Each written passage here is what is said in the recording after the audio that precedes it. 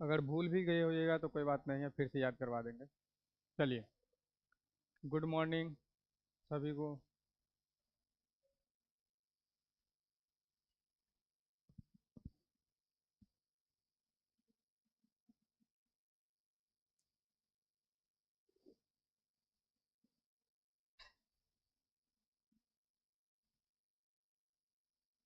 ये संबंध आपको बताए थे कि अगर प्रेशर बढ़ेगा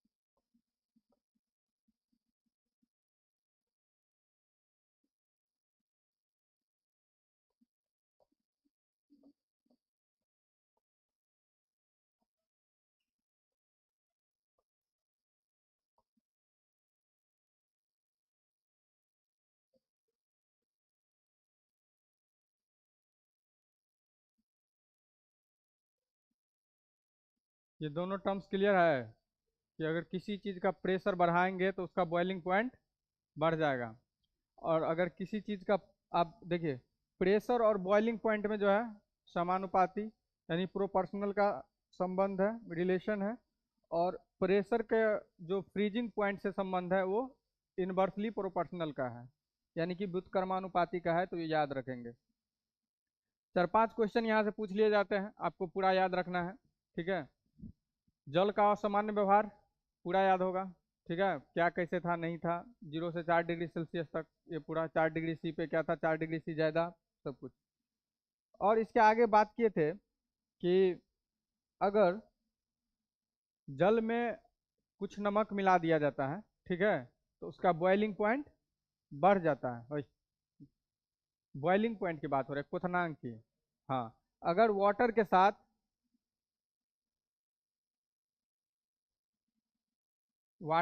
कुछ साल्ट ऐड कर देंगे तो उसका क्या बॉइलिंग पॉइंट बढ़ जाएगा। जैसे कि नॉर्मल कंडीशन में पानी कितना पे उबलता है, 100 डिग्री सेल्सियस पे बॉइलिंग पॉइंट होता है।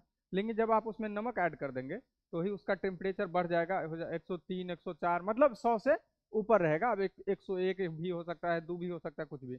तो वाटर के साथ जब सल्ट को, यानी कि नमक को ऐड करते हैं, तो उसका जो बॉइलिंग पॉइंट होता है वो बढ़ जाएगा।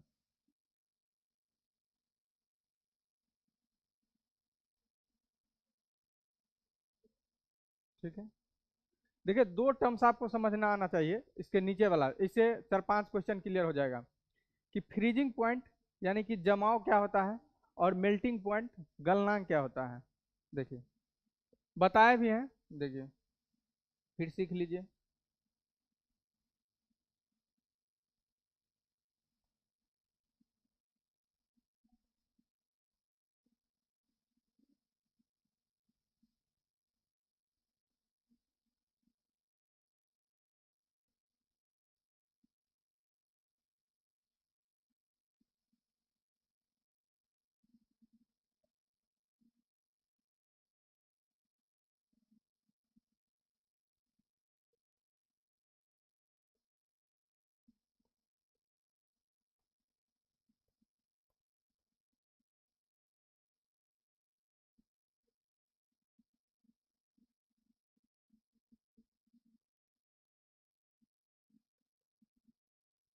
देखिए, ये दो टर्म्स क्लियर होना चाहिए, फ्रीजिंग और दूसरा मेल्टिंग, क्योंकि इसका अभी यूज होगा इसीलिए।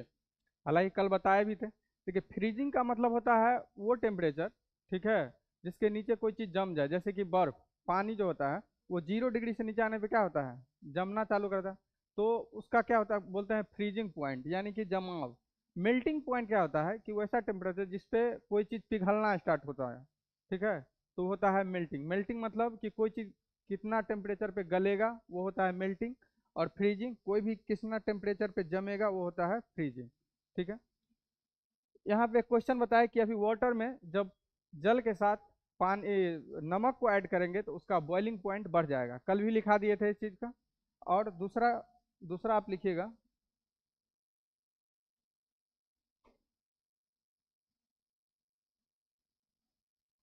दूसरा है कि अगर आप जल के साथ कुछ नमक ऐड कीजिएगा तो उसका मेल्टिंग पॉइंट यानी कि फ्रीजिंग पॉइंट और गलनांक मेल्टिंग पॉइंट दोनों का घट जाएगा। इसका यूज होगा, देखिए अगर आप लिखा भी दिए हैं, हालांकि कल लिखा दिए हैं, समझाने के लिए बता रहे हैं। वाटर के साथ अगर साल्ट को ऐड करते हैं तो क्या होगा, फ्रीजिंग पॉइंट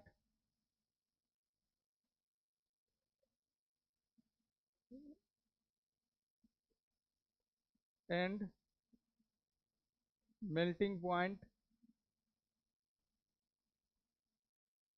दोनों का मान घट जाएगा। ठीक है, कल फ्रीजिंग लिखाए थे, मेल्टिंग भी साथ में लिख लीजिएगा। ऐसे कि जब भाषा में भी लिखा दिए थे कि जब पानी के साथ नमक ऐड करते हैं तो उसका जमाव बिंदु यानी कि फ्रीजिंग पॉइंट और उसका गलनांक मेल्टिंग पॉइंट दोनों का मान घट जाता है। इसका एग्जांपल अभी आपको समझ में आ जाएगा। जैसे देख, हाँ हाँ, ऊपर वाला में जब वाटर के साथ अगर आप नमक मिलाते हैं तो बॉइलिंग पॉइंट, उबलने का जो क्वथनांक है वो बढ़ जाए। कैसे, नमक बताए थे कि जैसे अंडा उंडा बॉयल करते हैं आप तो एक चुटकी नमक मिलाते हैं ना, मिलाते हैं, इसीलिए उसका क्योंकि बॉइलिंग पॉइंट बढ़ जाए। बॉइलिंग पॉइंट बढ़ने से कोई भी चीज़ आपको जल्दी सीज जाएगा। ठीक है, और ये वाटर के साथ अगर आप साल्ट ऐड करते हैं तो उसका freezing point and melting point यानी कि जमाव बिंदु, अभी बताएंगे, देखिए ना इसका एग्जाम्पल, जमाव बिंदु और ये गलनांक बिंदु।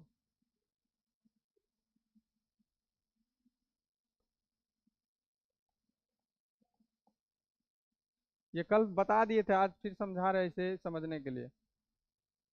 अब इसका अभी बताएंगे तो आपको समझ, जैसे कि पूछ देता है कि ग्लेशियर जो है हमेशा नीचे से क्यों पिघलता है और पहाड़ पे बर्फ क्यों जमता है। दो क्वेश्चन पूछता है।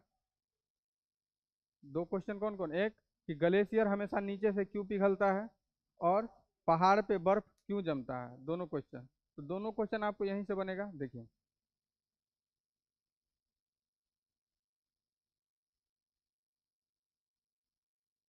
ये तो लिखे थे, आप देखिए।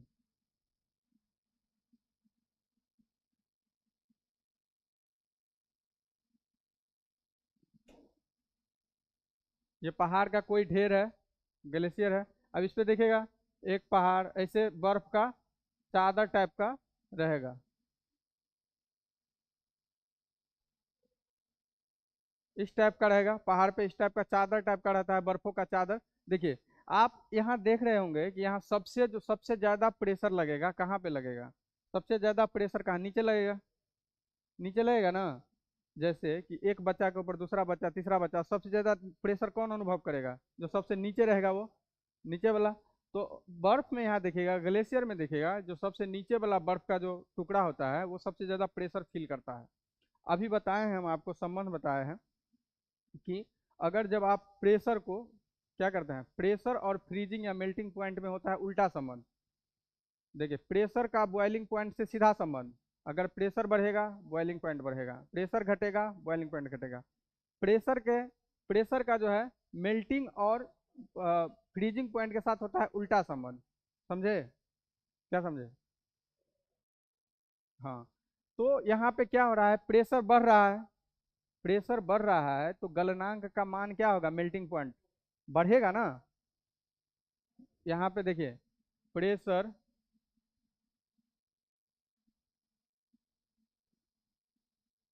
प्रेशर बढ़ रहा है, यहाँ समझ में आ रहा है कि नहीं। प्रेशर बढ़ेगा तो जब ये प्रेशर बढ़ेगा तो मेल्टिंग पॉइंट जिसको आप बोलते हैं गलनांक बिंदु, वो मान क्या होगा, कम हो जाएगा।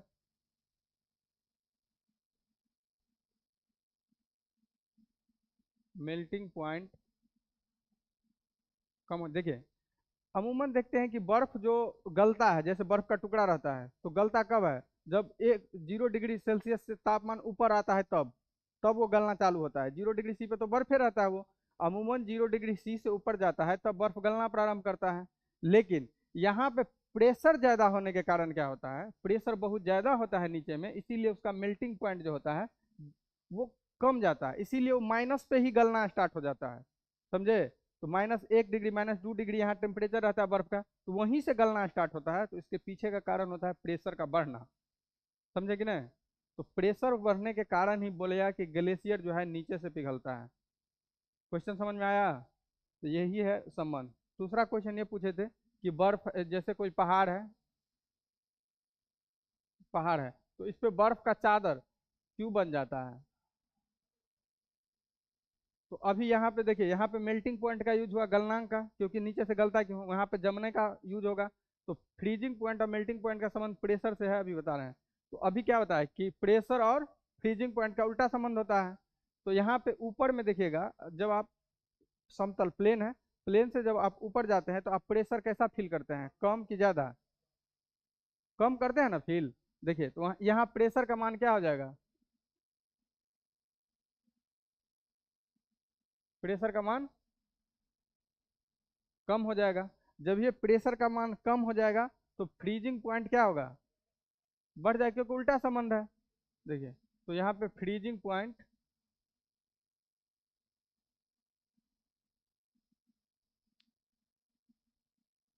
बढ़ जाएगा।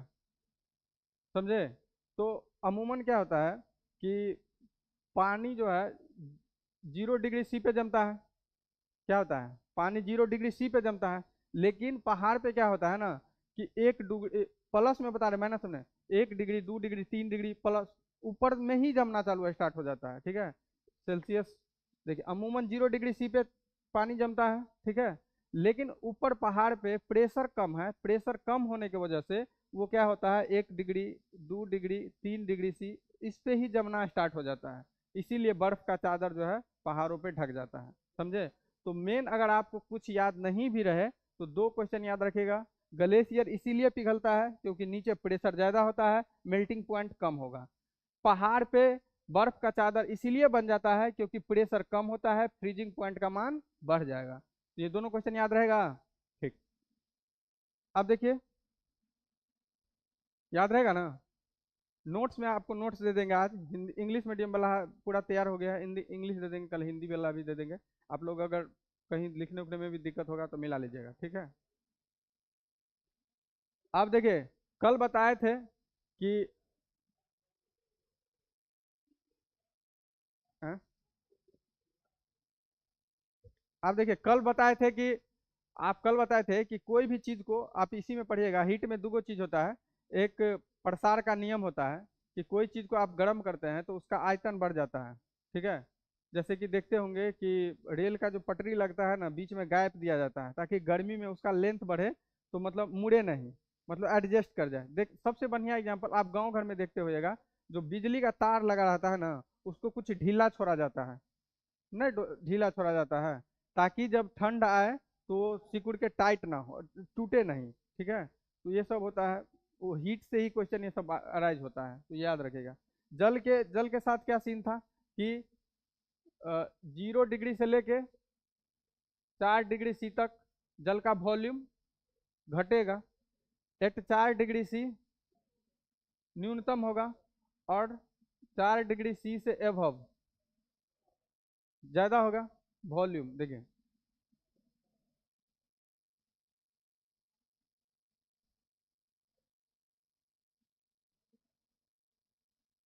वॉल्यूम क्या होगा, घटेगा, यहाँ मिनिमम होगा, यहाँ हो जाएगा बढ़ेगा।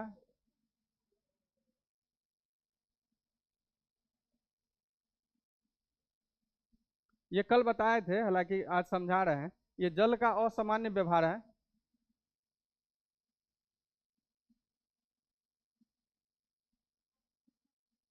हाँ,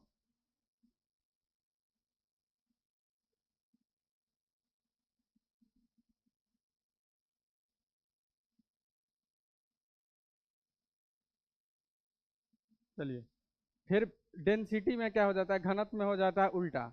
डेंसिटी में क्या होगा, 0 से 4 डिग्री C तक जो है घनत्व जो है,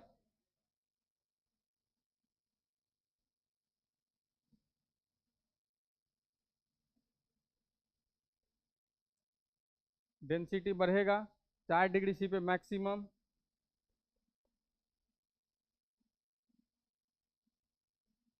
डेंसिटी की बात हो रहा है। इसके बाद ये घटेगा।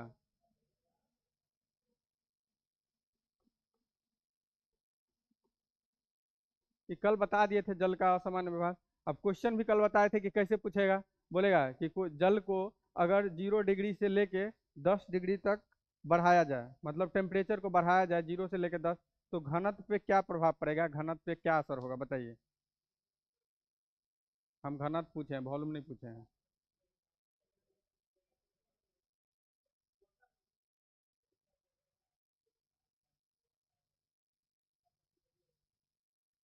देखिए आपको पता होना चाहिए कि जब जल को 0 से लेकर 4 डिग्री टेम्परेचर तक बढ़ाते हैं तो वॉल्यूम घटेगा, डेंसिटी बढ़ेगा। ठीक है। 4 डिग्री सी पे जो है एट 4 डिग्री सी पे मिनिमम होता है जल का आयतन, और 4 डिग्री सी से जब ऊपर गर्म करेंगे तो उस समय, ठीक है।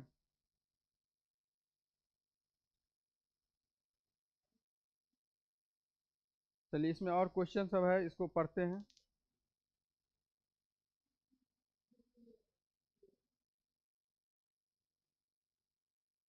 अच्छा, कल बर्फ वाला भी क्वेश्चन बता दिए थे, बीकर वाला। ठीक है। तो बर्फ के साथ क्या सीन था।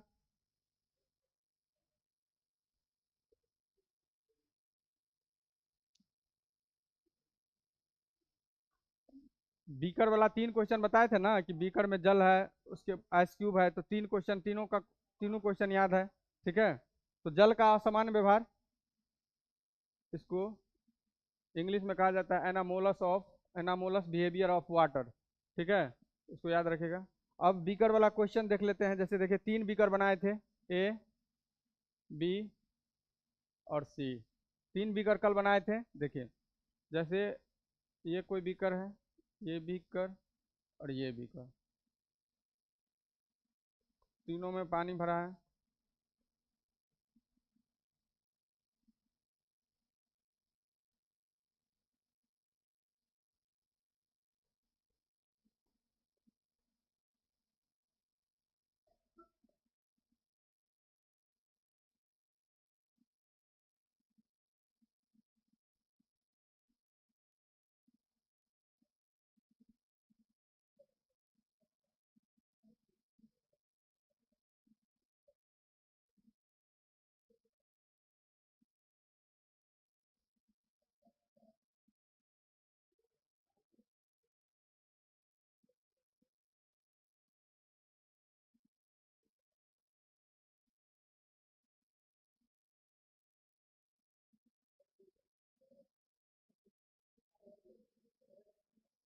चलिए तीनों तीन तीन बीकर बनाए थे। तीन तीन टाइप का क्वेश्चन बना था कि अगर कोई बीकर जो है जल से भरा हुआ है और उसके ऊपर कोई बर्फ का टुकड़ा है, तो बर्फ का टुकड़ा का कितना परसेंट भाग जो है नीचे रहता है और कितना परसेंट भाग ऊपर रहता है।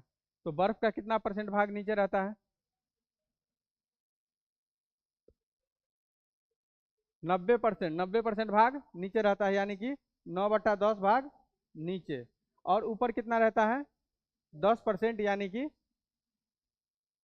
1/10 भाग। दूसरा क्वेश्चन ये पूछ लेता है कि अगर कोई बीकर जल से भरा हुआ है और उस पर कोई बर्फ का टुकड़ा है, तो अगर पिघलने के दौरान इस पे क्या होगा, इसके स्तर पे क्या फर्क पड़ेगा। तो इसका स्तर ज्यों का त्यों रहता है, क्योंकि बर्फ का एक गुण होता है। देखिए क्या होता है कि बर्फ पिघलने के दौरान, जब बर्फ पूरा पिघल जाता है तो अपने आयतन को क्या कर लेता है, कर लेता है, घटा लेता है। ठीक है। तो यानी कि लगभग 10 डिग्री, मतलब 10% तक वो अपने टेम्परेचर को आयतन को क्या करता है, घटा लेता है। तो इसी कारण जो है जल स्तर पे यहाँ कोई फर्क नहीं पड़ेगा। तीसरा था कि अगर कोई बीकर है, उसमें पानी भरा हुआ है, उस पर कोई बर्फ का टुकड़ा है, ऊपर में हम कोई क्वाइन रख दिए। ठीक है। जब पूरा बर्फ पिघलेगा तब क्या होगा, तो बीकर में जल स्तर कम हो जाएगा। समझ में आ गया। तो ये तीनों क्वेश्चन था, याद रखेंगे। आज हम लोग पढ़ेंगे गुप्त उष्मा और विशिष्ट उष्मा। ठीक है। कि गुप्त उष्मा क्या है, विशिष्ट उष्मा क्या है, सो देखिए, लिखिए। अब ये तो पिछला क्लास का पूरा सीन सब था, बात सब था। अब ब्रेक, अच्छा बैक, मतलब उसमें से कुछ लिखना है। कल तो लिखाइए दिए थे ना ये तो। हमें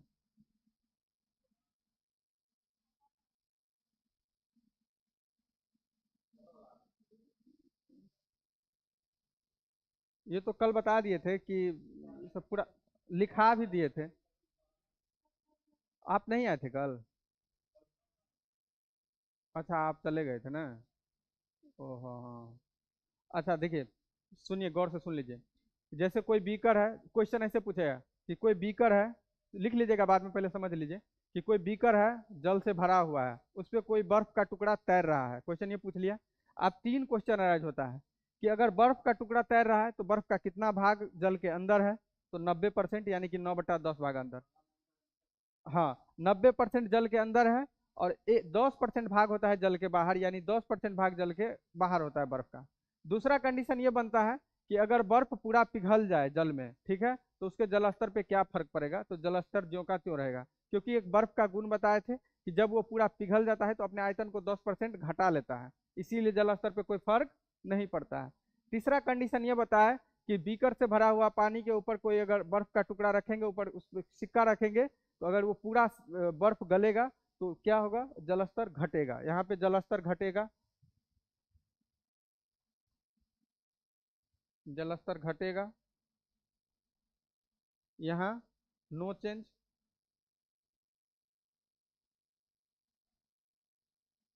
यहाँ तो यही क्वेश्चन पूछता है। किस इसमें? इसमें तो कुछ नहीं, ऐसे समझने के लिए, अगर पूरा बर्फ गल जाएगा तो उसका जलस्तर पे पूछेगा क्वेश्चन, तो जलस्तर ज्यों का त्यों रहेगा। समझ में आ गया? ऊपर में एक पॉइंट आप जो नहीं आए थे लिख लीजिएगा कि बर्फ पिघलने के दौरान अपना आयतन 10% घटा लेता है, लिखा दिए थे। अब आज जो है नया चीज पढ़िए। हाँ घटा लेता है।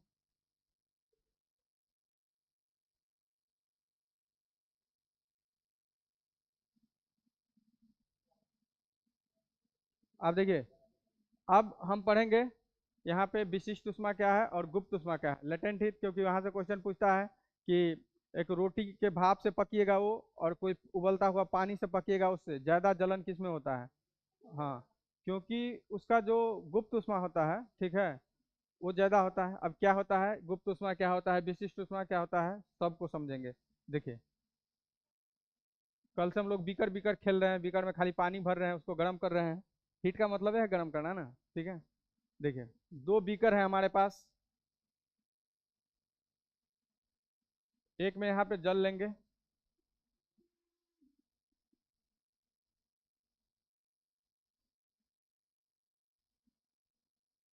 और ये एक पे यहाँ दूसरा बीकर में बर्फ लेंगे। क्या लेंगे?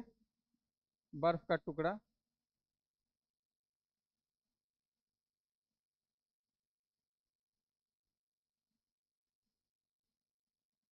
अच्छा, यहाँ कोई बर्फ 0 डिग्री C, बर्फ का टेम्परेचर कितना है? 0 डिग्री C पर बर्फ का टेम्परेचर 0 डिग्री C, तो यहाँ पे जो टेम्परेचर है वो भी 0 डिग्री C है। समझ गए? यहाँ पे पानी रखे हैं, तो मान लीजिए पानी का टेम्परेचर है 10 डिग्री सेल्सियस अभी। कितना है? कुछ भी मान सकते हैं आप। यहाँ पे अभी 10 डिग्री, यहाँ तक कोई दिक्कत नहीं है। सब समझ देखिए। अब हम क्या करेंगे, दोनों में हीट देना चालू करेंगे नीचे से।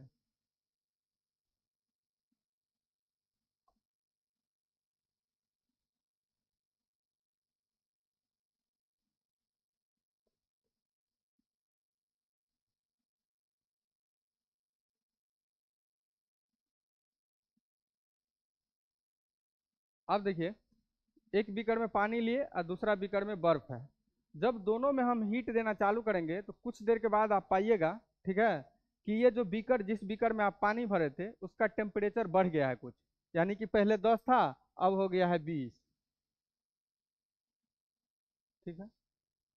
लेकिन जिस बीकर में आप बर्फ डाले थे, ठीक है, उस बीकर में देखिएगा कि उसका टेम्परेचर अभी भी 0 है।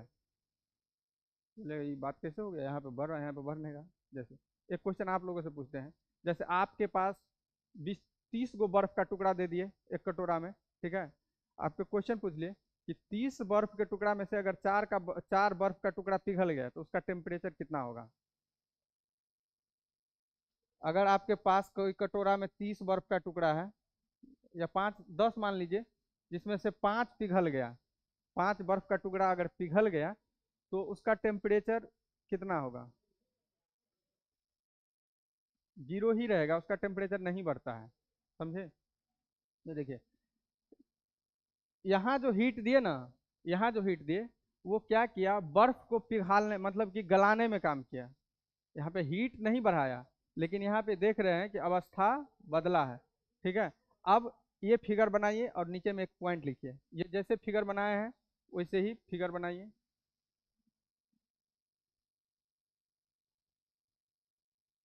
देख, अभी भी इसका टेम्परेचर जो है 0 डिग्री C ही है। एक पॉइंट लिखिएगा।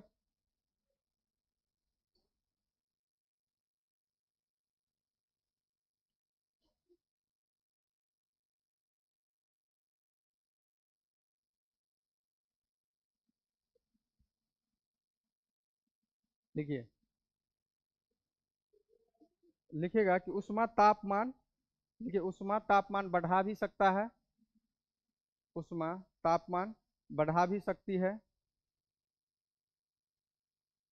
और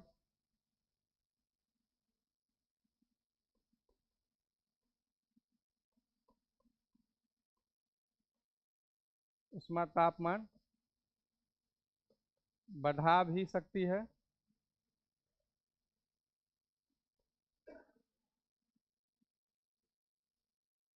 और नहीं भी बढ़ा सकती है।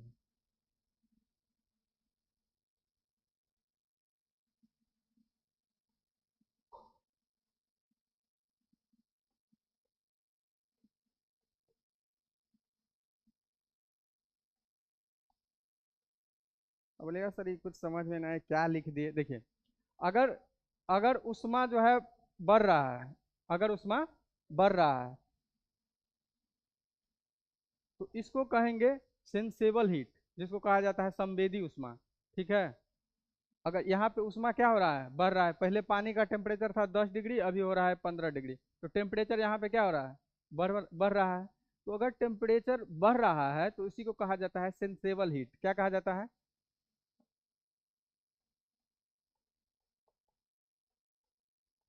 सेंसेबल हीट, संवेदी उष्मा।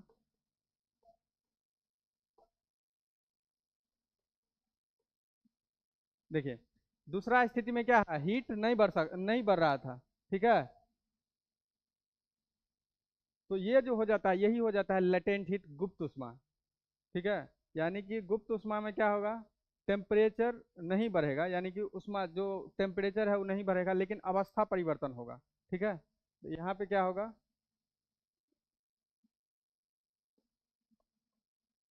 लेटेंट हीट, इसको कहेंगे गुप्त उष्मा।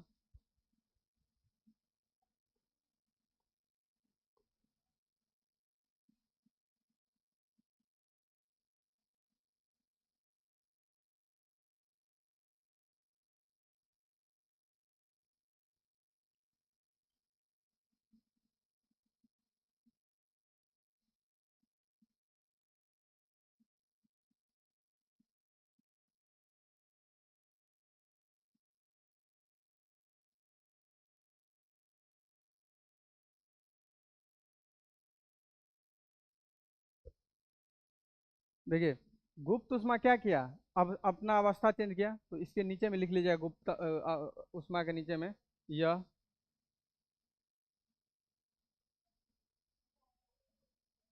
यह अवस्था परिवर्तन करता है।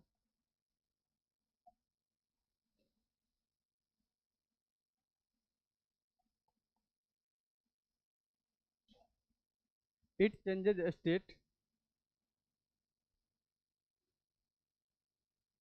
लिख लिए।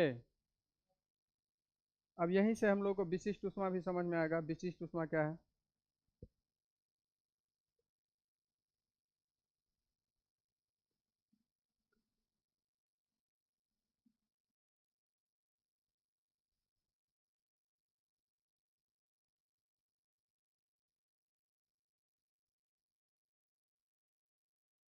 ओए, क्या बात कर रहे हो? देखो, एक बीकर में पानी लिए जिसका तापमान था 10 डिग्री सेल्सियस, और दूसरा बीकर में हमारा बर्फ था। ठीक है, और बर्फ जो होता है जिसका तापमान कितना होता है, 0 डिग्री सेल्सियस। अब हम इस स्थिति में क्या देखें, पहला स्थिति में कंडीशन ए में, यहाँ पे ए में देख रहे हैं कि जब नीचे से हीट दे रहे हैं तो उसका टेम्परेचर बढ़ रहा है। क्या हो रहा है, टेम्परेचर बढ़ रहा है। लेकिन दूसरे स्थिति में हम देख रहे हैं कि टेम्परेचर तो नहीं बढ़ रहा है, लेकिन इसकी अवस्था में परिवर्तन हो रहा है। यानी कि जो बर्फ था उसको अगर नीचे से हीट दे रहे हैं तो वो बर्फ पिघल पिघल के पानी बन रहा है। ठीक है, तो यही होता है गुप्त उष्मा। गुप्त उष्मा में क्या होता है, कोई चीज अपना अवस्था बदल लेता है। ठीक है, तो वो होता है गुप्त उष्मा। अगर अवस्था नहीं बदले, वो टेम्परेचर को बढ़ाए, उसको कहा जाता है सेंसेबल हीट, संवेदी उष्मा। बोलिए कि सर फिर विशिष्ट उष्मा क्या होता है। विशिष्ट उष्मा, नाम है विशिष्ट, तो उसका करनामा भी विशिष्ट होता है। तो जब कोई वस्तु को सिर्फ एक, आपको कोई 1 ग्राम का वस्तु है, ठीक है, 1 डिग्री सेल्सियस ताप से उसको गर्म करना है, तो वही होता है। तो अभी बताएंगे। ये दोनों टर्म्स क्लियर हुआ। गुप्त उष्मा क्या, गुप्त उष्मा अवस्था परिवर्तन करेगा, इसमें चेंज करेगा सिर्फ अपने स्टेट को। ठीक है, और सेंसेबल हीट ताप बढ़ाएगा। तो ये दोनों बात याद रखेंगे। अब आगे देखिए, विशिष्ट उष्मा का पहले परिभाषा लिख लीजिए आप लोग। विशिष्ट उष्मा क्या है,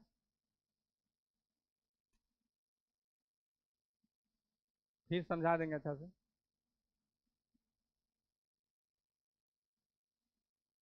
स्पेसिफिक हीट,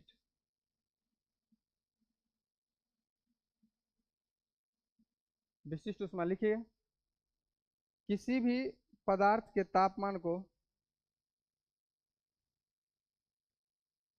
किसी भी पदार्थ के तापमान को 1 डिग्री सी बढ़ाने के लिए, 1 डिग्री सी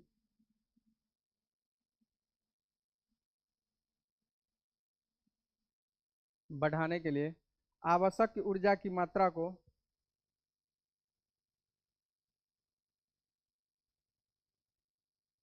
आवश्यक ऊर्जा की मात्रा को विशिष्ट उष्मा कहा जाता है।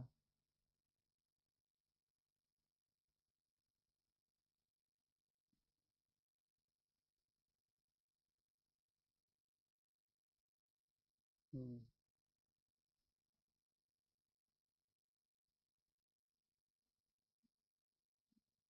समझ गए।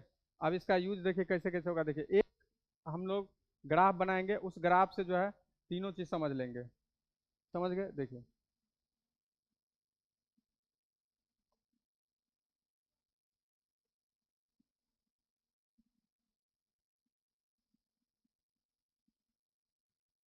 तो सेंसेबल हीट क्या है, टेम्परेचर बढ़ेगा, सेंसेबल हीट। ठीक है, लेटेंट हीट क्या है, गुप्त उष्मा क्या है, यानी कि उष्मा तो नहीं बढ़ेगा लेकिन अपने अवस्था में क्या करेगा, वो चेंजेस करेगा। जैसे बर्फ को हीट दिए तो ये क्या किए, बर्फ गल के क्या हुआ, पानी में बदल गया।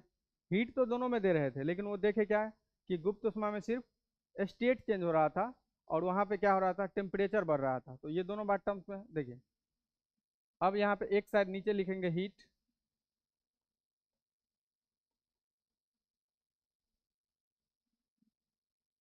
और एक साइड लिखेंगे टेम्परेचर।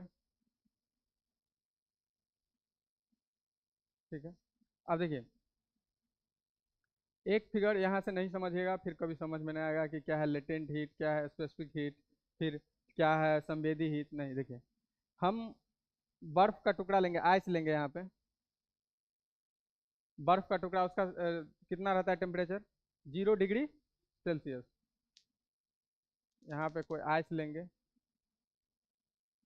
बर्फ, इसका टेम्परेचर कितना रहता है, 0 डिग्री सी। कोई दिक्कत। अब देखिए, बर्फ,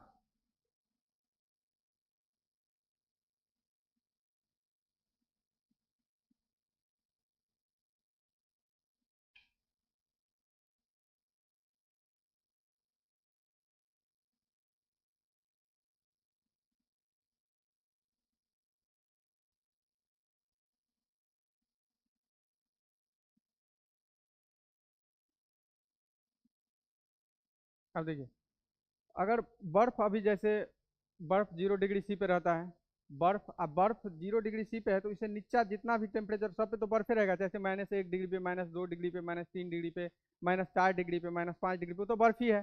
ठीक है।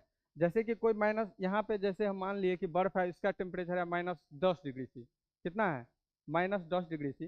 तो -10 डिग्री सी आप टेम्परेचर दिए तो उसका टेम्परेचर घट के आ गया -8 डिग्री सी। तो क्या -8 डिग्री सी पे वो बर्फ रहेगा कि पानी हो जाएगा? बर्फ ही रहेगा अभी, क्योंकि 0 डिग्री सी तक वो बर्फ रहता है। ठीक है। तो अगर यहाँ पे टेम्परेचर को हम क्या कर रहे हैं, बढ़ा रहे हैं, अगर नीचे बहुत टेम्परेचर लो है, जैसे कि 10 डिग्री सी पे अभी कोई बर्फ है, तो अगर आप टेम्परेचर दीजिएगा तो जीरो जीरो डिग्री सी तक जाते जाते वो बर्फ ही रहेगा। लेकिन क्या है, टेम्परेचर तो यूज हो रहा है, उष्मा का तो यूज हो रहा है, लेकिन उष्मा आपका यूज हो रहा है अवस्था परिवर्तन करने में। ठीक है। तो अगर -10 या कोई इससे नीचे का अगर तापमान का कोई बर्फ है, उसको 0 डिग्री सी तक आप लाते हैं, जो टेम्परेचर खट करते हैं वो हो जाता है एसेट, मतलब होता है सेंसेबल हीट, जिसको कहा जाता है संवेदी उष्मा। ठीक है। फिर 0 डिग्री सी से 0 डिग्री सी, आप उसके बाद जो भी हीट दीजिएगा उसके बाद क्या बनेगा? पानी बनेगा। 0 डिग्री सी के बाद आप जो हीट दीजिएगा, क्योंकि वो तो पिघल चुका है पूरे। देखिए, एक चीज याद रखिएगा कि बर्फ पिघलने के दौरान और जमने के दौरान उसका टेम्परेचर नहीं बदलता है। ठीक है।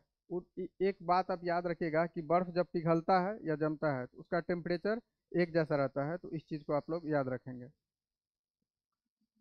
तो यहाँ पे अभी जो है माइनस में कोई टेम्परेचर है, 10 डिग्री सी लिए हैं, तो -10 डिग्री सी धीरे धीरे घट के कहाँ पे आया? 0 डिग्री सी पे। यहाँ पे 0 डिग्री सी पे, यहाँ लिख लीजिए 0 डिग्री सी।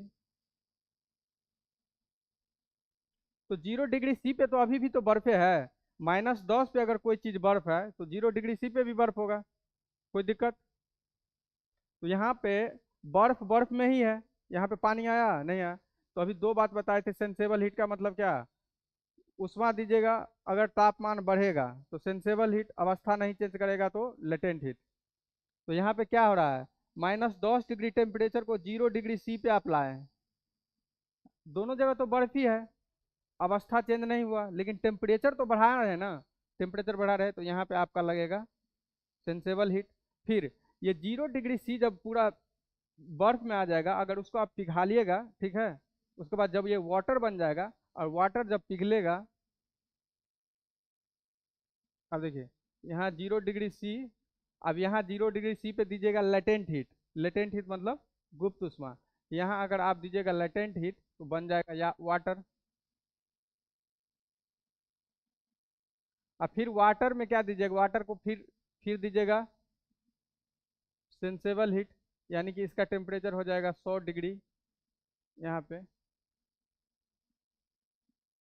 100 डिग्री सी, यहाँ पे हो जाता है पानी बॉइलिंग होने लगता है, उबलने लगता है, बॉइलिंग पॉइंट। ठीक है। और जब यहाँ लेटेंट हीट दीजिएगा तो ये वेपर के रूप में,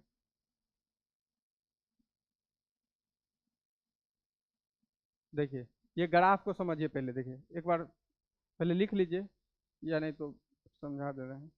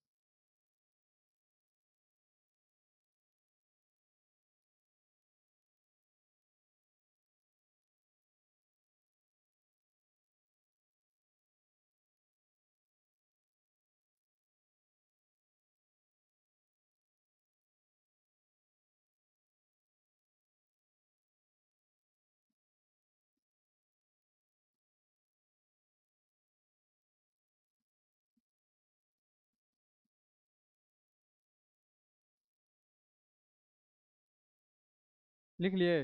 अब देखिए,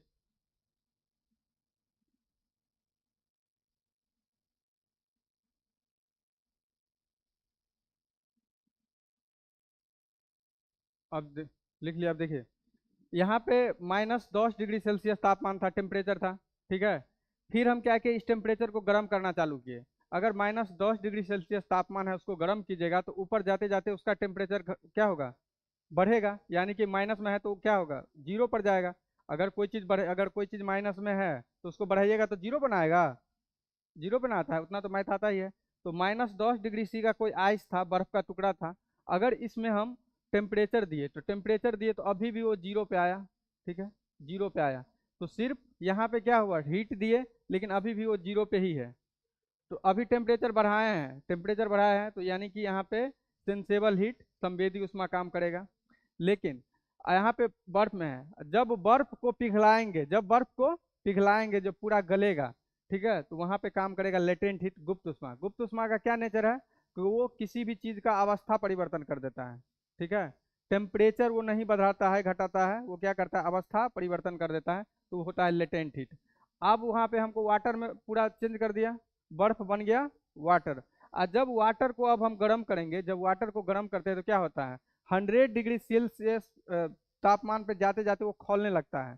तो वाटर को, पानी को जब आप गर्म करते हैं, सेंसेबल हीट देते हैं, संवेदी उष्मा देते हैं, तो 100 डिग्री सेल्सियस तापमान पे क्या होता है, वो खौलने लगता है, बॉइलिंग होने लगता है। ठीक है। फिर क्या होता है कि कोई चीज़ 100 डिग्री सेल्सियस पे गर्म हो रहा है, ठीक है, जैसे 11 बजे गर्म हो रहा है और 2 मिनट तक और गर्म हुआ, तो उसका जो भाप होगा, भाप और ज़्यादा शक्तिशाली हो जाएगा, क्योंकि 2 मिनट वो एक्स्ट्रा हीट लिया है। ठीक है। तो अगर वो वेपर के बाद अगर कोई चीज़ उबल रहा है तो वही हो जाता है, वेपर के रूप में बदल जाता है, उसी को कहा जाता है गुप्त उष्मा। वो गुप्त उष्मा में बदल जाता है, क्योंकि जब कोई चीज खौलने लगता है तो उसका टेम्परेचर बढ़ता नहीं है, वो 100 डिग्री से, ठीक है, उसके वाष्प में जो है ना एक्स्ट्रा टेम्परेचर का प्रभाव आ जाता है। ठीक है। तो पूरे -10 डिग्री सी से 0 डिग्री सी पे ऐसे रहा।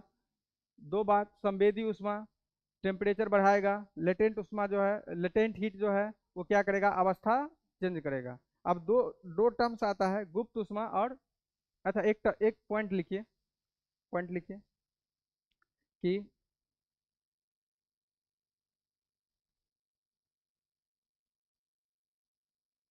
लिखिएगा, उबलते हुए जल की अपेक्षा, इससे पहले, हाँ तो लिखिए, उबलते हुए जल की अपेक्षा भाप से जलना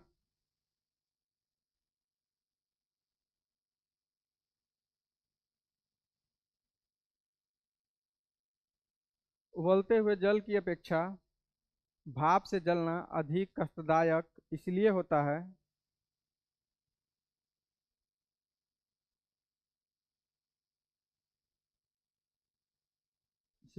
है, क्योंकि भाप की बाष्पन की गुप्त उष्मा, क्योंकि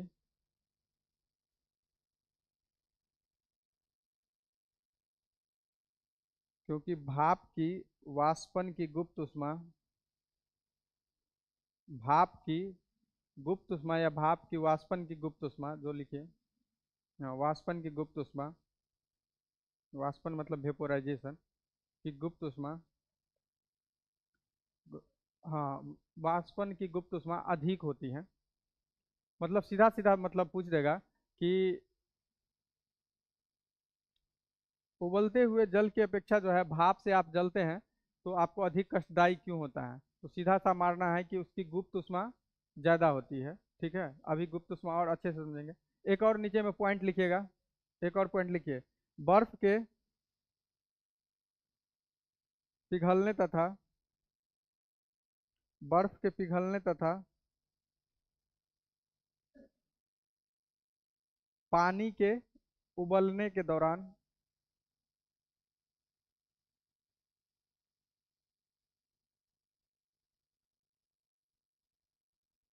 बर्फ के पिघलने के दौरान और पानी के उबलने के दौरान तापमान स्थिर रहता है,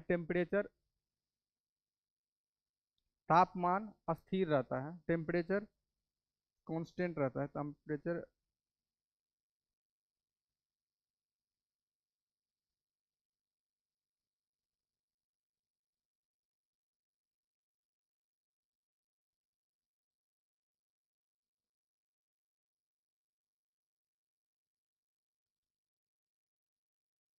ठीक है।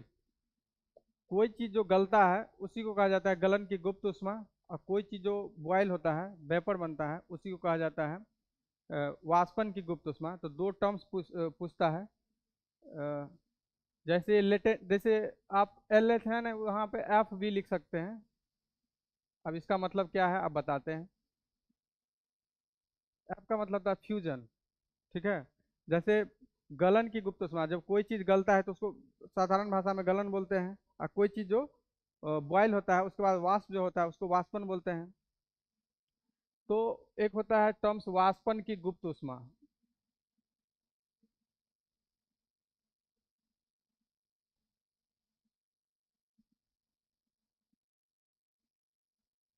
इसको इंग्लिश में कहा जाता है लेटेंट हीट ऑफ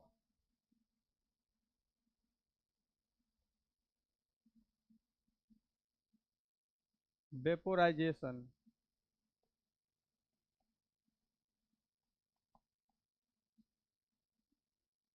वाष्पन की गुप्त उष्मा को कहा जाता है latent heat of vaporisation. Latent heat का काम क्या होता है, अवस्था स्टेट परिवर्तन करता है। और यही वाष्पन की गुप्त उष्मा के कारण ही है जो हमको भाप से जलने में कठिनाई होता है। एक होता है गलन, गलन की गुप्त उष्मा। ठीक है। Latent heat of fusion. एक होती है गलन की गुप्त उष्मा।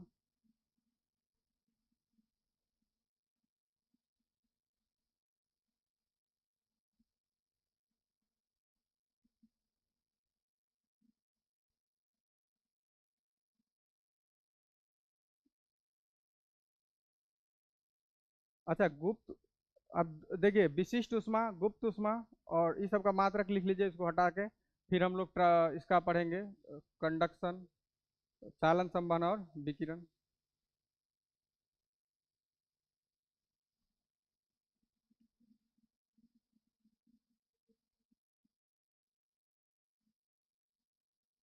लिख लिए।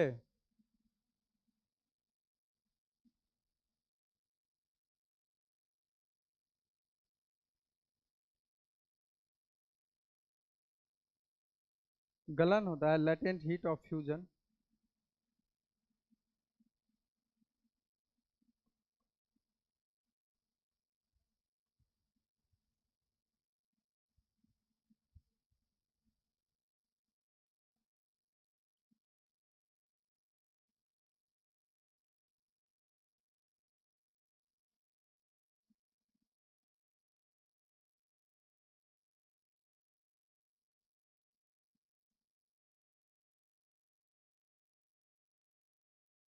चलिए कल एक,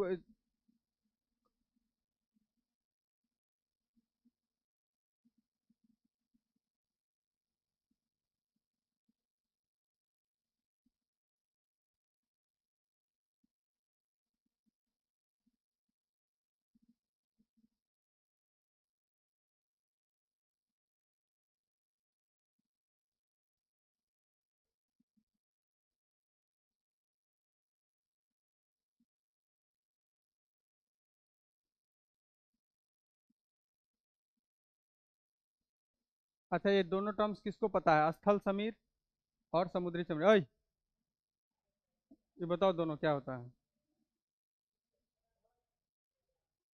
ये स्थल समीर क्या होता है, समुद्री समीर क्या होता है, कल बताए थे। क्वेश्चन पूछ दे आपको कि लैंड लैंड ब्रिज क्या होता है और सी ब्रिज क्या होता है, बताइए। पूछेगा कि स्थल समीर कब चलता है और समुद्री समीर कब चलता है। हाँ।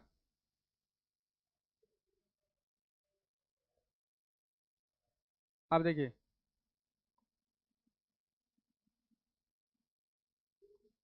कंडीशन दो, एक कंडीशन पहला, जब बताएंगे इन डे, दिन में क्या होता है, सूर्य की किरण धरती पे पड़ता है, धरती पे पड़ता है तो धरती जल्दी गर्म हो जाती है। ठीक है। और समुद्र में पानी ज्यादा रहने के कारण जो है समुद्र धीरे धीरे गर्म होता है। ठीक है। और हवा और पानी जब भी बहता है तो हाई प्रेशर से लो प्रेशर की ओर, हवा और पानी का फ्लो कैसा जब भी होगा वो हाई प्रेशर से लो प्रेशर की ओर। इन डे मतलब कि दिन में क्या होता है, जैसे ये समुद्र है।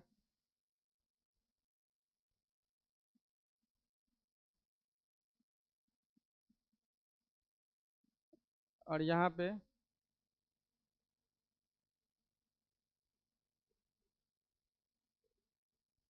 यह स्थल है।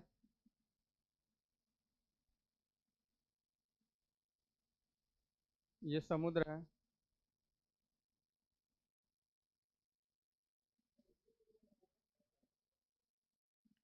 देखिए, दिन में जो हवाएं चलती है वो समुद्र से धरती की ओर चलती है। ठीक है।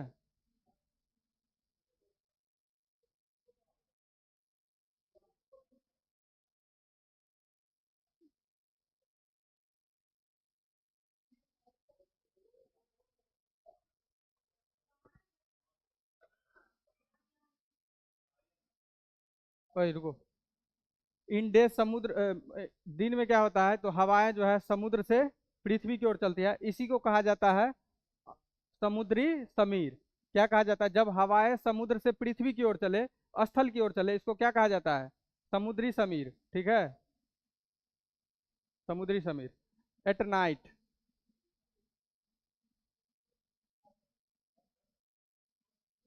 अब रात में देखिए क्या होता है।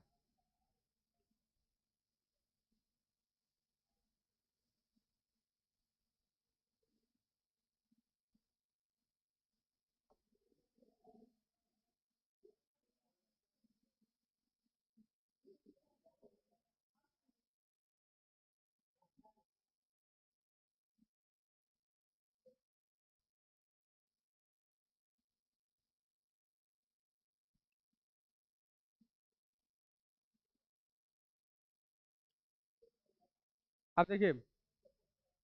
हाँ, ये ज्योग्राफी में यूज होता है इसलिए। ये हीट का चैप्टर है इसलिए यहाँ भी यूज होता है इसलिए।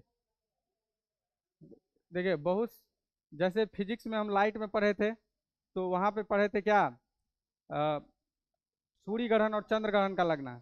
तो ज्योग्राफिकल कारण कुछ और है, लेकिन फिजिक्स का भी तो कारण है। जैसे कि बताए थे कि लाइट हमेशा स्ट्रेट लाइन में फ्लो करती है, सरल रेखा में। तो वहाँ पे फिजिक्स का, यहाँ पे हम फिजिक्स का यूज है इसीलिए पढ़ाने, तो हमको नहीं पता यहाँ ज्योग्राफी में अच्छे से पढ़ाया तो। देखिए नाइट में क्या होता है, देखिए दिन में, भर दिन में क्या होता है, पृथ्वी गर्म हो जाता है। पृथ्वी गर्म हो जाता है तो धीरे धीरे पृथ्वी ठंडा होने लगता है रात में। और दिन में क्या होता है, समुद्र धीरे धीरे गर्म होने लगता है, तो रात तक वो पूरा गर्म हो जाता है। ठीक है। तो हवा जो है हमेशा हाई प्रेशर से लो प्रेशर की ओर चलता है। तो रात होते होते तक धरती ठंडी पड़ जाती है। इसीलिए रात में जो है हवाएं जो है धरती यानी कि स्थल से समुद्र की ओर चलती है। इसीलिए इसी को कहा जाता है स्थल समीर। तो पूछ देता है स्थल समीर कब चलता है और समुद्री समीर कब चलता है। जो स्थल समीर चलता है रात में और समुद्री समीर चलता है दिन में। इन दोनों को उतारिए।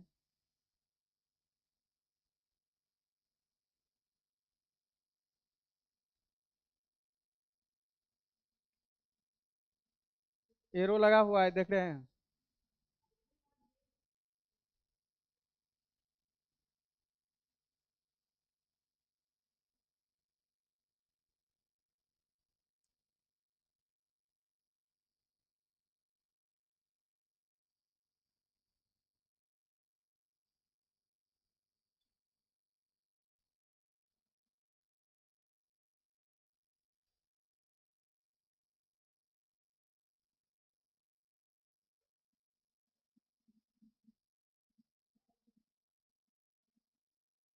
लिख लिए।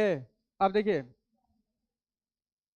हीट ट्रांसफर करने जो है, हीट ट्रांसफर करने की तीन मेथड है। ठीक है। हीट ट्रांसफर की कितने मेथड है? तीन। मतलब आप तीन मेथड से जो है उष्मा को स्थानांतरित कर सकते हैं। ठीक है। अब देखिए इसके लिए आप एक फिगर से समझिए।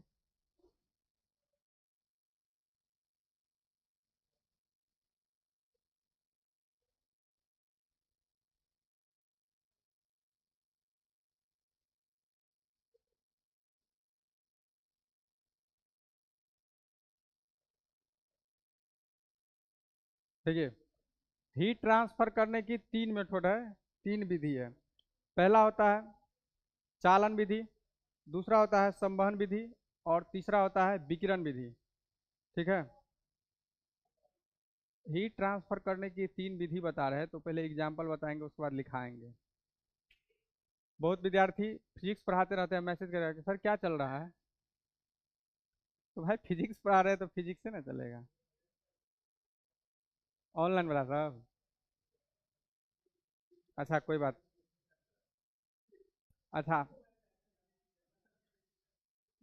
अच्छा बताइए, एक क्वेश्चन आप लोगों से है कि सूर्य की प्रकाश धरती तक आती है, कितना टाइम लगता है। सूर्य की प्रकाश धरती तक आने में उसको कितना टाइम लगते हैं। एग्जैक्ट टाइम 8 मिनट 20 सेकंड है, 500 सेकंड याद रखिएगा। 500 सेकंड में आ जाती है। ठीक है।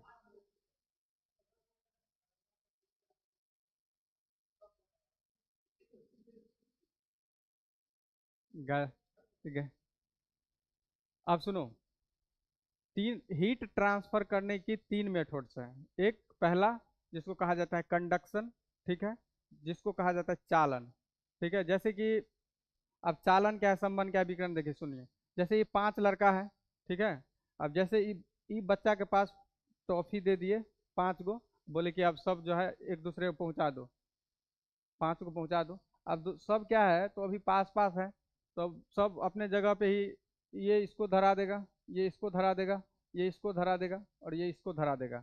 तो टॉफी सबके पास पहुंच जाएगा, एक एक के पास पहुंच जाएगा। जैसे कि आप ही लोग लाइन में हैं, अगर कोई भी चीज़ दे तो यानी कि आप लोग बैठे बैठे एक दूसरे को बांट सकते हैं।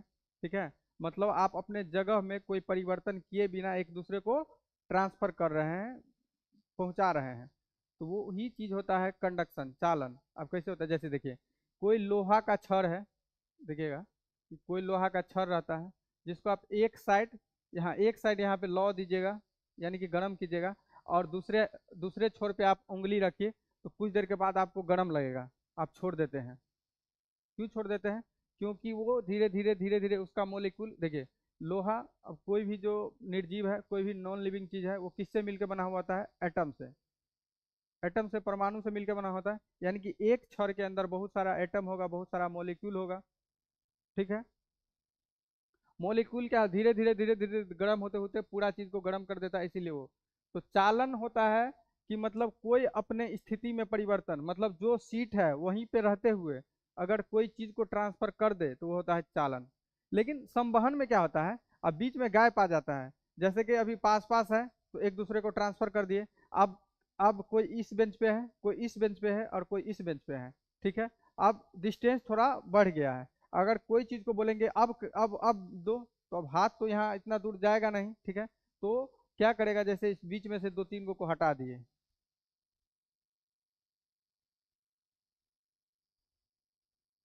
अब ये हटा दिए, इसको हटा दिए। अब इसको कोई चीज इसको देना होगा, तो इसके लिए क्या करना पड़ेगा, इसको थोड़ा दूरी डिस्टेंस चल के आना पड़ेगा, नहीं ना, थोड़ा थोड़ा चलना पड़ेगा।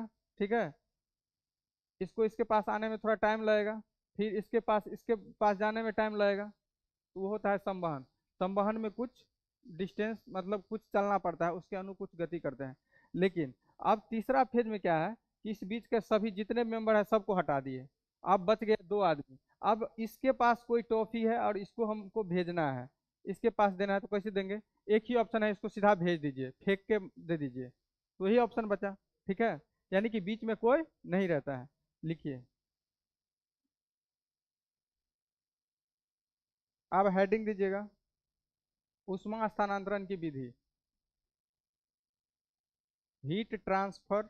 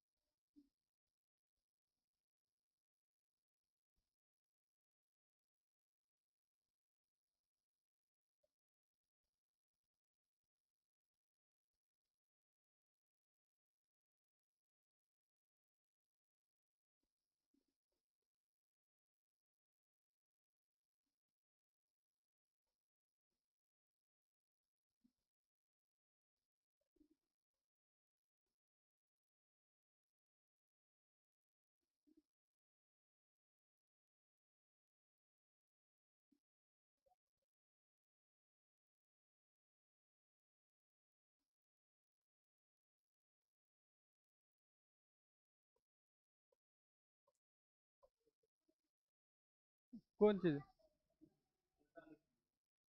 चालन संवहन विकिरण। हाँ, स्थल समीर तो रात स्थल। सिंपल सिंपल अपना अपना भाषा में समझो, सुनो। दिन में क्या होता है? दिन में समुद्र गर्म होगा पहले कि पृथ्वी गर्म होगा? दिन में तो पृथ्वी गर्म होता है ना पहले। ठीक है, और हवा जो चलता है हाई प्रेशर से लो प्रेशर की ओर। तो देखिए, पृथ्वी जब गर्म हो जाएगा तो पृथ्वी का जो हवा है वो गर्म होकर ऊपर उठेगा। तो यहाँ लो प्रेशर का बेल्ट बन गया, निम्न दाब का क्षेत्र बन गया। ठीक है। और समुद्र जो है वहाँ पे क्या है, अभी पूरा गर्म नहीं हुआ तो वहाँ हाई प्रेशर है। तो दिन में जो हवाएं चलेगी समुद्र से पृथ्वी की ओर। दिन में हवाएं कहाँ से चलती है? समुद्र से पृथ्वी की ओर। ठीक है। और रात में क्या होता है? रात, अब देखिए, भर दिन में समुद्र पूरा गर्म हो गया रहता है तो पूरा गर्म। और क्या होता है, रात में धीरे धीरे पृथ्वी ठंडा होने लगता है। तो पृथ्वी में बन जाता है हाई प्रेशर का बेल्ट और समुद्र में लो प्रेशर का बेल्ट। तो इसीलिए रात में जो होता है, हवाएं जो है स्थल से समुद्र की ओर चलता है। उसको कहा जाता है स्थल समीर, ये समुद्र समीर। अब देखिए, चालन,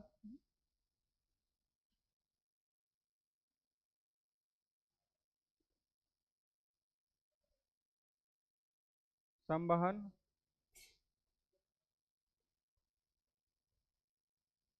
विकिरण।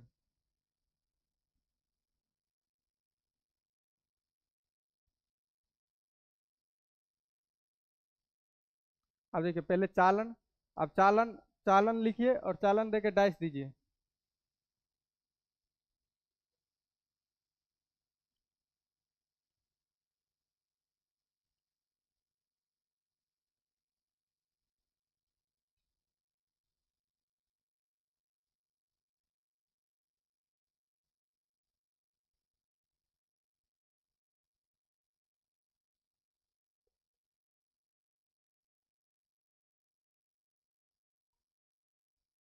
अब चालन में लिखिएगा, लिखिए चालन में कि चालन वह प्रक्रिया है जिसमें ऊष्मा,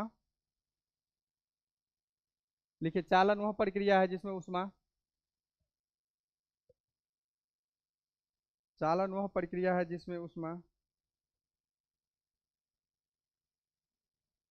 ऊष्मा एक स्थान से दूसरे स्थान तक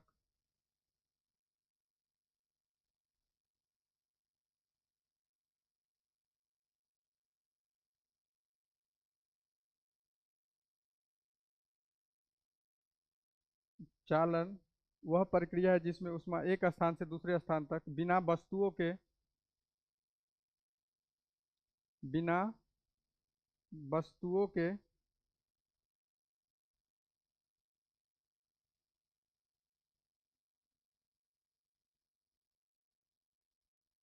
परमाणुओं की वास्तविक गति से, बिना वस्तुओं के परमाणुओं की, हाँ परमाणु एटम, परमाणुओं के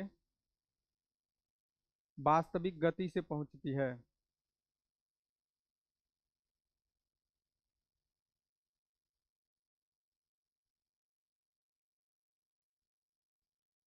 ठीक है।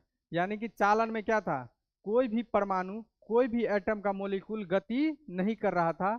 मतलब अगर चीज को पहुंचाना था, अगर हीट ट्रांसफर करते थे तो अपने जगह पे रह के एक दूसरे को ट्रांसफर कर देते थे, हो जाता था। यही चालन है।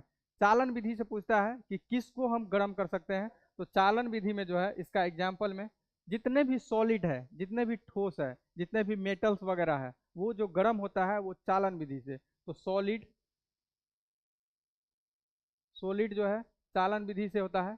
उसके बाद लिक्विड और गैस भी हो सकता है, लिक्विड और गैस भी हो सकता है। ठीक है।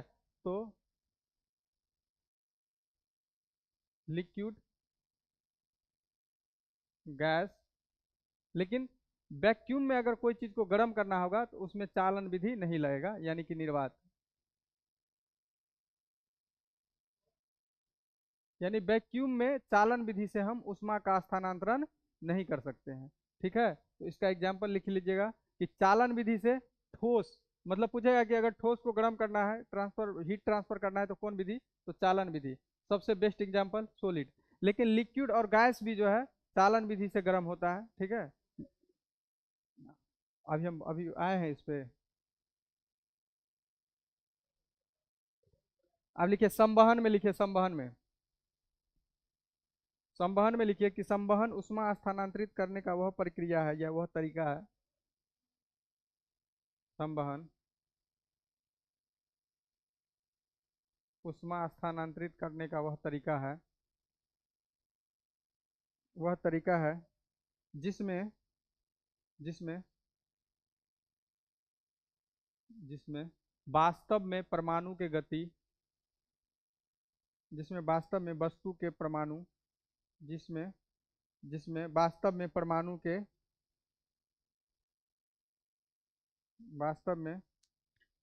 गति करते हैं। संवहन में क्या देखे कि एक दूसरे के पास चल के जो है कोई चीज पहुंचा रहा था, यानी कि वास्तव में उसके परमाणु गति कर रहे हैं, ठीक है। सबसे बेस्ट एग्जांपल होगा कि केतली का जो पानी गर्म होता है वो संवहन विधि से गर्म होता है, ठीक है। तो केतली केतली में जो पानी रहता है तो पहले कौन गर्म होता है, केतली गर्म होता है कि पानी ही गर्म है, केतली गर्म। हाँ, तो संवहन विधि से स्टार्ट होता है। तो लिखिए, इसका लिखिएगा कि लिक्विड और गैस, इसमें ठोस नहीं होता है, तो लिक्विड और गैस इस विधि से गर्म होता है। इसका एग्जाम्पल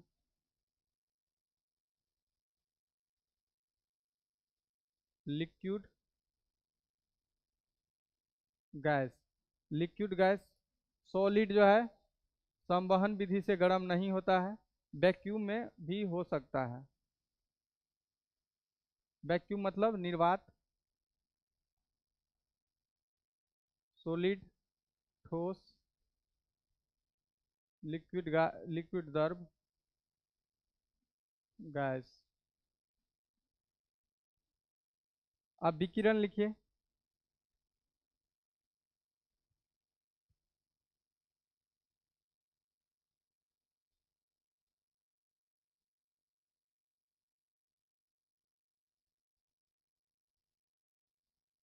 लिखिए विकिरण में लिखिए कि विकिरण उष्मा स्थानांतरित करने की वह तरीका है। विकिरण लिखो ना, विकिरण रेडिएशन लिखो। विकिरण उष्मा स्थानांतरित करने की वह तरीका है, विकिरण उष्मा स्थानांतरित करने का वह तरीका है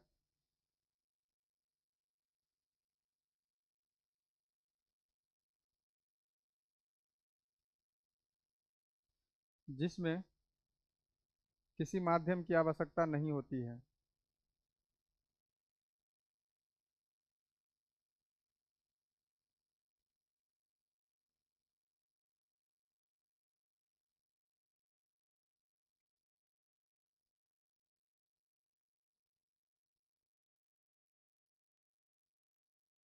देखिए, विकिरण उष्मा स्थानांतरित करने की वह तरीका है जिसमें किसी माध्यम की आवश्यकता नहीं होता है। बीच में जो है कोई नहीं चाहिए, उसके मॉलिक्यूल जो है कोई गति नहीं। जैसे पृथ्वी पर जितने भी इलेक्ट्रोमैग्नेटिक वेव्स आते हैं, विद्युत चुम्बकीय तरंग आते हैं, वो विकिरण विधि से आते हैं। जैसे पूछ देगा कि पृथ्वी का गर्म होना उष्मा के किस स्थानांतरित विधि का एग्जाम्पल है, तो रेडिएशन का। क्योंकि पृथ्वी, सूर्य से जो प्रकाश आती है तो बीच में कोई है नहीं है, वैक्यूम है। तो इसके लिए जो बेस्ट एग्जाम्पल होगा कि वैक्यूम में अगर किसी चीज को अगर आपको उष्मा स्थानांतरित करना है, ठीक है, तो वो विकिरण विधि से होगा। बोलेगा कि निर्वात में अगर कोई चीज उष्मा स्थानांतरित करना है, हीट ट्रांसफर करना है, तो वो रेडिएशन से होगा। तो लिखिए। हालांकि देखिए, ये सॉलिड भी गर्म होता है उससे, गैस, लिक्विड सब, लेकिन सबसे अच्छा जो होता है, सबसे बेस्ट जो एग्जांपल इसका माना जाता है वो होता है वैक्यूम, ठीक है। तो देखिए, सॉलिड,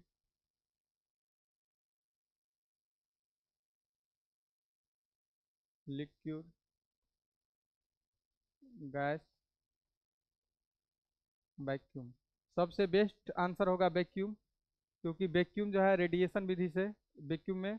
उसके बाद देखिए, सॉलिड भी गर्म होता है, लिक्विड और गैस विकिरण से होता है, लेकिन सबसे जो बेस्ट एग्जांपल आपको मारना है वो मारना है वैक्यूम।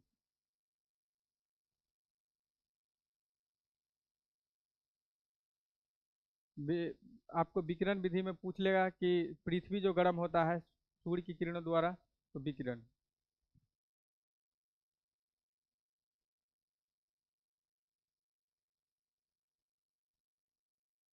अब एक दो और क्वेश्चन है, उसके बाद उसमें हीट लगभग खत्म है। उसके बाद न्यूटन का शीतलन नियम पढ़ना है आप लोग का, एक क्षेत्रीय प्रसार पढ़ना है, उसके बाद लगभग हीट खत्म। हीट से इतना ही क्वेश्चन आता है। चालन संवहन विकिरण पढ़े, समझ में आया? चालन क्या है, कंडक्शन क्या है? जाए उसके मॉलिक्यूल यानी उसका परमाणु गति करे, ठीक है, वो चालन। चालन विधि से कोई भी सॉलिड को जो गर्म करेंगे, जैसे कि कोई भी मेटल को, तो मेटल जो गर्म होता है कंडक्शन चालन विधि से। संवहन, संवहन विधि में क्या होता है, उसका मॉलिक्यूल जो है गति करता है, उसका जो परमाणु होता है गति करता है। जैसे देखिएगा कि केतली में अगर पानी गर्म करते होंगे तो देखिएगा, पानी पानी गर्म करते जब देखिएगा कि पानी खौल के जो है एक नीचे फिर ऊपर, नीचे ऊपर, पानी ऊपर नीचे होते रहता है। जो ठंडा पानी होता है वो नीचे बैठ जाता है, गर्म पानी ऊपर। फिर जो ठंडा पानी होता है, जैसे झील के अंदर जो मछली रहता है वो जीवित कैसे रखता है? तो इसका आंसर क्या होगा कि 4 डिग्री सी पे पानी का घनत्व जो है मैक्सिमम होता है, वो आंसर। लेकिन होता कैसे देखिए, जैसे ये बर्फ का टुकड़ा है, इसके अंदर जो है पानी है।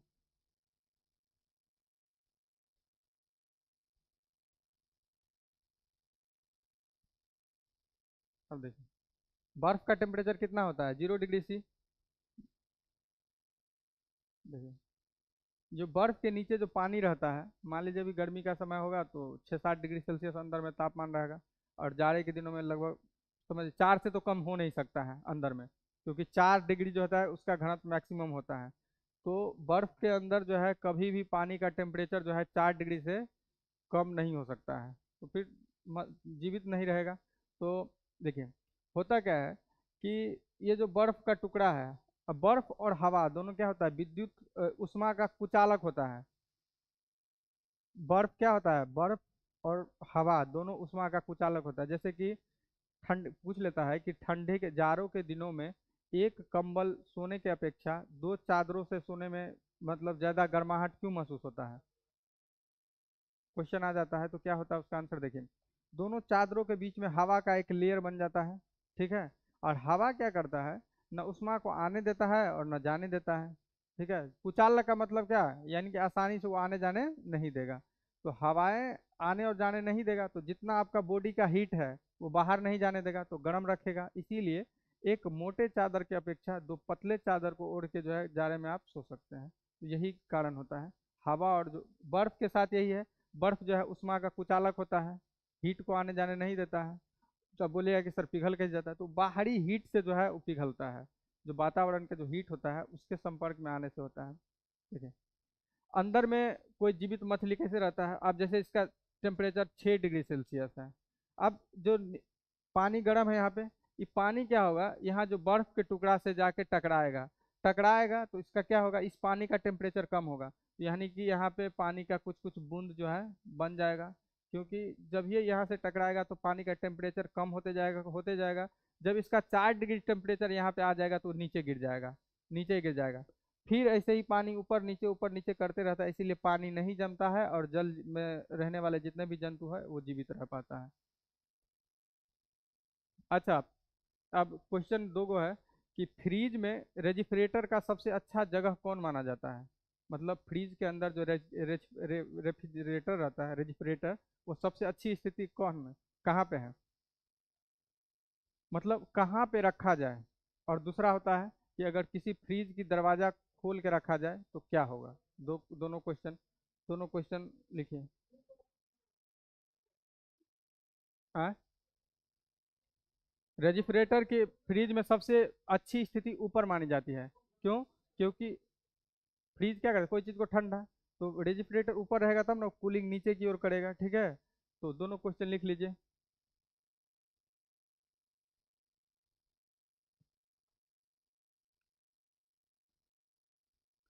लिखिए किसी फ्रीज में फ्रीजर की सबसे अच्छी स्थिति, किसी फ्रीज में फ्रीजर की सबसे अच्छी स्थिति, रेफ्रिजरेटर फ्रीजर सब कुछ लिख सकते हो, कोई दिक्कत नहीं, फ्रीजर लिखिए ना। देखिए किसी फ्रीज में फ्रीजर की सबसे अच्छी स्थिति ऊपर वाले भाग में होती है।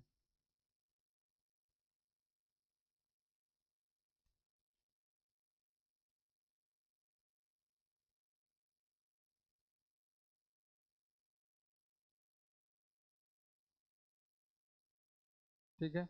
और दूसरा दूसरा लिख लीजिए कि हम कमरे कमरे में फ्रिज का दरवाजा खुला छोड़ देने पर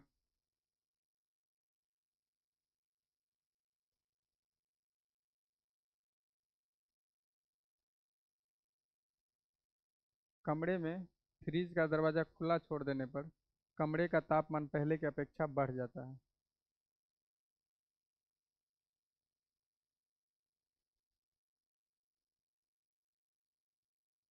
कमरे में फ्रिज का दरवाजा खुला छोड़ देने पर कमरे का तापमान पहले की अपेक्षा बढ़ जाता है।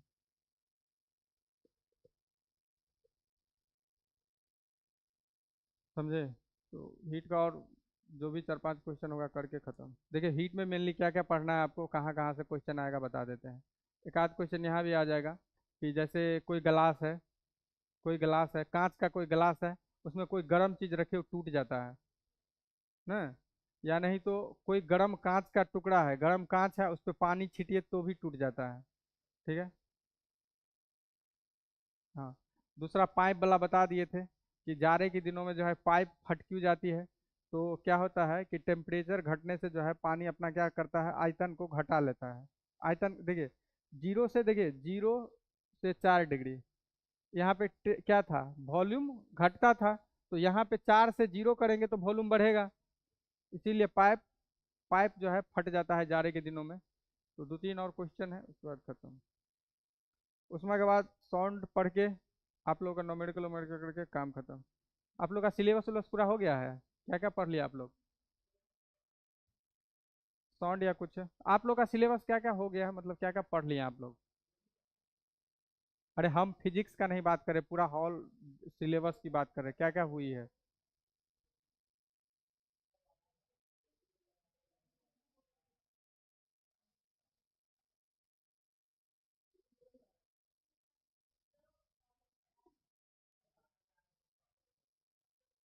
Modern history? मॉडर्न हिस्ट्री आधा हुआ है? मॉडर्न हिस्ट्री कितना हुआ है? खत्म कर लिए हैं?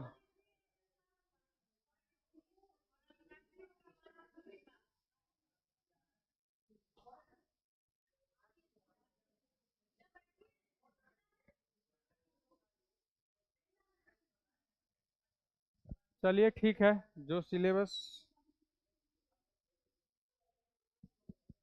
मिलते हैं नेक्स्ट क्लास में। जय हिंद।